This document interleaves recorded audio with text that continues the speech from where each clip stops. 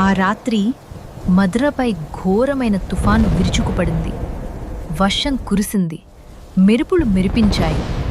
కారాగార గోడలు చల్లగా నిలిచిపోయాయి. ఆ చీకటి గదిలో దేవకి, వసుదేవులు గొలుసులతో కూర్చున్నారు.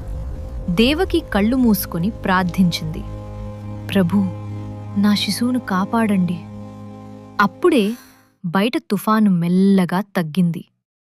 కారాగారమంతా ఒక దివ్య కాంతి నింపింది. వారి గొలుసులు స్వయంగా తెగిపోయాయి. కారాగార తలుపులు మెల్లగా తెరుచుకున్నాయి. వారి ముందు ప్రత్యక్షమయ్యారు మహావిష్ణువు, ప్రకాశవంతంగా, దివ్యంగా. 4 చేతులతో దివ్య ఆయుధాలను ధరించి సున్నితంగా పలికాడు, నేను మీ కుమారునిగా జన్మించాను, అధర్మాన్ని నాశనం చేయడానికి.